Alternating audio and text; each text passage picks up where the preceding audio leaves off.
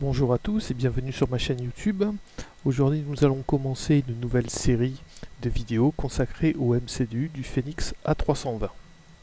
Alors nous avons beaucoup de chance car l'équipe de Phoenix a fait un super boulot en utilisant comme base le logiciel ProSim A320 qui est connu dans le milieu de la simulation comme étant un produit de référence pour les A320 CO.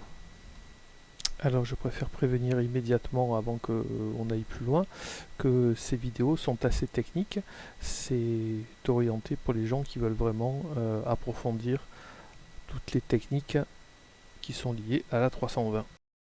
Alors en lien, j'ai mis la documentation Honeywell qui correspond à cette version du MCDU et du FMGC. Documentation, comme vous vous en doutez, qui est en anglais.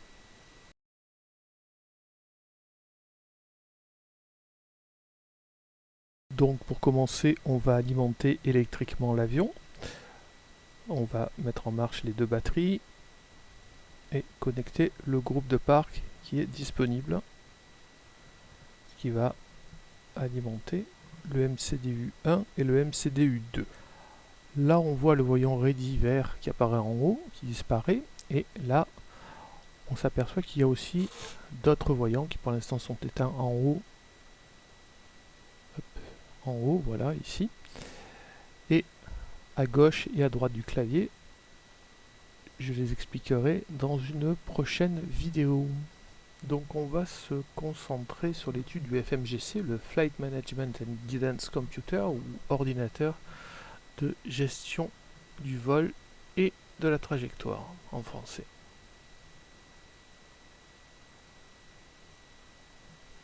Donc quand on le sélectionne, le FMGC, on arrive directement sur la première page, qui est la page d'identification. En orange, Nav Accure Downgrade, GPS Primary Lost. Chaque fois il faut faire clear, ce sont des messages d'alerte qui sont envoyés de manière générale, Nav Accure Upgrade, qui sont envoyés au fur et à mesure pour information à l'équipage. Elles ne sont pas spécifiques à cette page, elles arrivent sur toutes les pages du FMGC. Alors la philosophie Airbus, c'est que tout ce qui est écrit en vert n'est pas modifiable par l'équipage, et tout ce qui est écrit en bleu, lui, est sélectionnable ou modifiable par l'équipage. On voit la première information en haut, qui est le type de moteur que nous avons, donc des CFM 56-5B4. Alors il est toujours important de vérifier qu'on a bien le bon type de moteur lié avec le bon type de MCDU. Phoenix a prévu de faire une version, enfin de faire un upgrade pour ajouter l'IAE 2500 qui est un autre type de moteur disponible sur les A320 et cela a priori gratuitement, de même que l'extension Winglet. Alors autre information que nous avons, c'est l'information de la nav database. La nav database se met à jour tous les 28 jours et celle-ci est valable du 19 mai 2022 au 15 juin 2022. Il peut y avoir des versions où vous chargez plusieurs bases de données, c'est pour ça que vous avez un second nav database qui est disponible.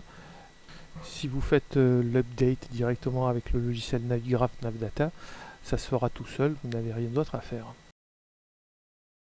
Alors ensuite, en dessous, vous avez quelque chose qui permet de modifier les paramètres. Alors ça, c'est quelque chose qu'on ne laisse pas faire normalement aux équipages, mais comme on est entre nous, on va vous donner le code.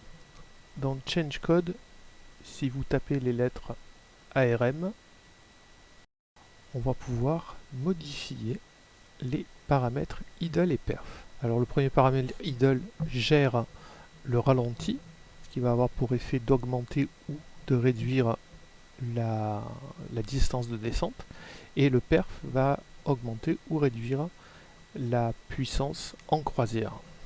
Donc ça c'est pour des moteurs qui sont endommagés ou qui commencent à vieillir. Et ensuite on désactive. Donc ça c'est fait normalement par les équipes d'entretien qui gèrent l'appareil.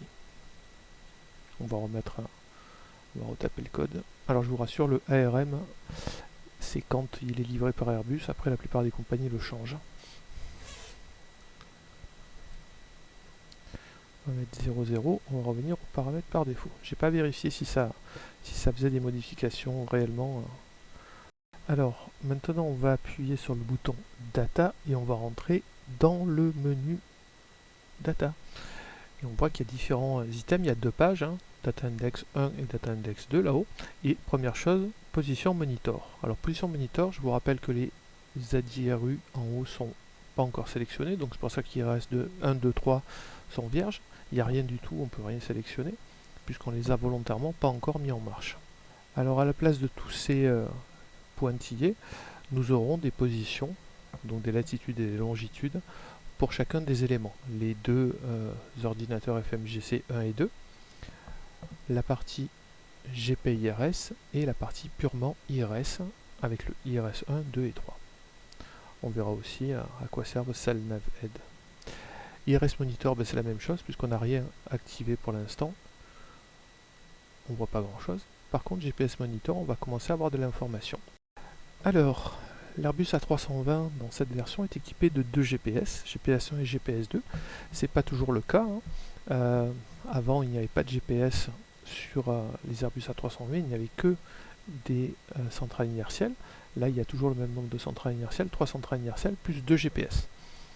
Ce qui permet d'augmenter, bien sûr, la qualité du positionnement. Alors, les données qui nous sont renvoyées par les GPS, c'est bien évidemment la position, la longitude et la latitude, pour les deux GPS de manière indépendante. On a aussi l'heure, puisque c'est la base du système de positionnement, c'est une heure mais précise au centième de microseconde. On a notre vitesse sol, GS, Ground Speed, vitesse au sol. Mérite, c'est la précision horizontale. Alors elle est de 100 mètres, on comprend pourquoi, même en utilisant un GPS, on ne peut pas faire d'approche dite de précision, parce que sur une piste de 45 mètres, vous pouvez être à 100 mètres à gauche ou 100 mètres à droite, ce qui est un peu gênant. Ensuite, GPS alt, c'est l'altitude calculée par le GPS. Alors là, c'est n'importe quoi, il faut le savoir, sur comment en réalité, l'altitude d'un GPS n'est pas suffisamment précise pour qu'on s'en serve réellement en aviation. On va toujours utiliser plutôt la pression barométrique, ou bien évidemment un radar altimétrique. Alors c'est n'importe quoi, c'est simplement que c'est très compliqué de calculer une altitude par un système de positionnement global, puisqu'il faut toujours partir plutôt d'un point de référence qui n'existe pas sur une Terre qui n'est pas tout à fait ronde. Attention, je ne dis pas que la Terre est plate. Dernier élément, c'est le mode et le nombre de satellites qui sont en vue. Donc là on est en mode nav, qui est le mode normal, et il y a actuellement 6 satellites en vue pour chacun des GPS, qui permet de calculer ces données-là. La précision est donnée par 6 satellites. Au moins vous avez de satellites, au moins le système est précis. Et donc au plus vous descendez, si vous êtes dans des vallées encaissées, des choses comme ça, vous pouvez avoir moins de 6 satellites en vue. Pour que le globe soit complètement couvert, il faut 24 satellites, et actuellement il y en a une 30 ou 31 de fonctionnels. Alors je pense que Phoenix n'a pas simulé la phase d'initialisation ni d'acquisition, parce que dès que vous mettez l'électricité en fonction, les GPS sont alignés, alors que normalement ça prend un petit peu de temps, la détection de satellites et l'acquisition. Allez, on passe à la page suivante. Aircraft statut, c'est ce qu'on a vu tout à l'heure, donc on ne va pas y revenir. Alors, les autres éléments, Closed Airport, Equitime Point, pour l'instant c'est vide, c'est normal, c'est parce que c'est lié au plan de vol qu'on n'a pas encore fait. Sur la deuxième page, donc sur les flèches de droite, on va avoir d'autres éléments. Donc pour l'instant il n'y a pas grand chose qui va être disponible. On va avoir effectivement notre base de points de cheminement, waypoint, et notre base de navettes qui vont être disponibles. Waypoint, ça permet de visualiser tout ce qu'il y a dans la base comme point de cheminement, et même chose pour les navettes, c'est-à-dire les aides à la navigation. Donc si on va dans Waypoints, on tape l'identifiant de Waypoints, par exemple Merlu, et on va récupérer la latitude et la longitude de ce point qui est pas très loin de Marseille. Autre chose, si on revient dans Data, alors sur la deuxième page, si on prend les navheads, là pareil, on va prendre par exemple le VOR de Martigues MTG. Là, on va avoir un petit peu plus d'informations, puisqu'on a Martigues, le type, c'est un VOR DME, sa position, sa fréquence, son élévation, et enfin la station DEC, qui est la déclinaison magnétique entre le nord véritable et le nord magnétique. Ensuite, nous allons voir,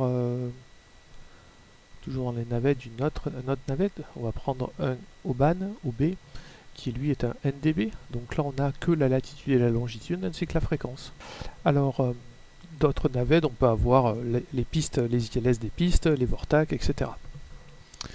Alors, autre chose qu'on va pouvoir voir, ce sont les routes qu'on va pouvoir se créer et se stocker. Vous voyez qu'il y a route et pilote route à droite, qui permettra de stocker des routes prédéfinies, plutôt que de chaque fois devoir refaire dans SimBrief des routes. Ça, on le verra quand on fera les plans de vol.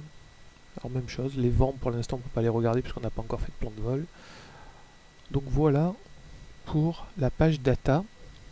Maintenant on va démarrer le positionnement grâce à nos IRS. Donc on va démarrer les 3 ADIRU qui sont à la fois IRS, le 1, le 2 et le 3. Voilà, donc là c'est parti, on en a pour 8 minutes. C'est le temps moyen sous nos latitudes pour s'aligner. Si vous êtes plus près du pôle, à une certaine latitude, les IRU peuvent mettre beaucoup plus de temps à s'aligner. Donc là pour l'instant il n'y a pas d'information. IRS monitor et position monitor, on n'a strictement rien, on voit juste qu'ils sont en mode aligne, nos 3 IRS. Allez, on va attendre 8 minutes et on va voir ce que ça donne. Voilà, les 8 minutes sont presque passées, on arrive dans la dernière minute. Les 3 IRS sont bientôt alignés et comme le GPS était activé, nous n'avons pas eu à utiliser un point de référence, il a directement pris, ils ont pris tous les 3, le point de référence des GPS pour s'aligner. Voilà, l'alignement est terminé, on voit que les 3 IRS sont passés en mode nav. On voit aussi GPS primary, ce qui veut dire que le mode principal de navigation est le GPS. C'est le GPS qui va servir comme point de référence pour toute la navigation tout au long du vol. Si on perd le signal GPS, à ce moment-là, c'est les IRS qui prendront le relais. Alors pourquoi? Parce que les IRS vont avoir tendance, avec le temps, à avoir un coefficient d'erreur important. On voit aussi GPS primary qui est indiqué sur le ND en blanc, ce qui est plutôt bon signe. Donc nous n'avons pas de voyant d'erreur sur les IRS et on va voir maintenant si on appuie sur chacun des IRS. Alors, IRS 1, IRS 2, IRS 3, IRS 1. Donc là voilà, on est IRS 1, on voit la position. Alors on voit aussi TTRK qui veut dire True Track. On voit le Ground Speed GS, on voit le True Heading et le Magnetic Heading. Alors je vous expliquerai les différences une fois que nous serons en vol entre le magnetic heading et le true heading. C'est assez facile puisque le nord magnétique n'est pas le vrai nord géographique, et le true track et le true heading, on verra que ça dépend du vent qui va nous décaler ou pas dans une direction ou dans une autre. La précision, là aussi 100 mètres, les coordonnées GPS qui vont être envoyées à l'IRS. C'est les mêmes, c'est bon signe. Et le vent est aussi détecté. C'est comme ça qu'il peut calculer le true track. Chaque fois qu'on appuie sur Next IRS, on voit chacun des IRS, les 3. Pour l'instant, ont les mêmes coordonnées, à peu près. Ils n'ont pas le même vent, c'est possible. On verra qu'avec le temps, et surtout les vibrations, ils ont tendance à dériver petit à petit. C'est pour ça que le GPS, de ce côté-là, ne subit pas ce type de problème. Donc enfin, on va revenir sur la première page qui nous intéresse, position monitor. Et là, on voit donc la position qui est calculée pour chacun des deux ordinateurs, le FMGC1 et FMGC2, qui est rapporté par le GPS mélangé aux IRS, GPIRS, par les 3 IRS. Enfin, le coefficient d'erreur de chacun des IRS. Ce positionnement est extrêmement important, d'une part pour la navigation, mais d'autant plus quand on va devoir faire des atterrissages sans visibilité, par exemple, ou des approches sans visibilité grâce au mode FLS. Donc il va falloir vérifier que la précision requise est toujours supérieure à la précision estimée. La précision est indiquée high, ce qui veut dire haute, tout simplement parce que nous avons le GPS qui s'occupe de la navigation et qui est là précis à 0,03 nautiques, c'est-à-dire 50 mètres. Alors si nous retournons sur position monitor et que nous utilisons la fonction select nav head, nous allons pouvoir ici désélectionner le GPS pour voir qu'est-ce qui se passe. Donc je le désélectionne, on voit qu'il y a une alerte GPS Primary Lost qui apparaîtra aussi sur le ND. Et si nous revenons sur l'information de précision, on voit qu'on est passé de 0,03 à 0,05. Car là, nous n'utilisons plus le GPS pour garantir la précision de notre positionnement, mais nous utilisons les IRS mis à jour par des nav aids, c'est-à-dire des aides à la navigation de type VOR-DME, qui est donc une mesure de distance, une triangulation, ce qui est quand même moins précis que le GPS. Donc si on revient dans position monitor, on va réactiver le GPS et on retrouve GPS Primary, ce qui nous indique que le GPS est de nouveau notre système principal de navigation. Donc là on voit aussi les 3 VOR-DME qui sont utilisés actuellement pour la triangulation et l'affinement de la position des IRS. On peut à n'importe quel moment dire qu'on va, par exemple, dans le cas où un VOR-DME est défaillant, ça arrive régulièrement et on a l'information des NOTAM qui nous donne cette information, on va pouvoir désélectionner, par exemple Luc, on va pas vouloir utiliser Luc parce qu'il est défaillant, là on désélectionne Luc et automatiquement il a basculé par exemple sur STP qui est Saint-Tropez pour faire la triangulation de notre position. On peut comme cela désélectionner plusieurs navettes ou tous les désélectionner en appuyant sur Deselect ici, ce qui désactive la mise à jour via l'utilisation des aides à la navigation comme les VOR-DME. Donc on va supprimer de notre liste de désélection Luc, on l'efface et comme il est plus près que Saint-Tropez, le Luc va redevenir un des éléments de la triangulation. Voilà, j'espère que cette vidéo vous a plu.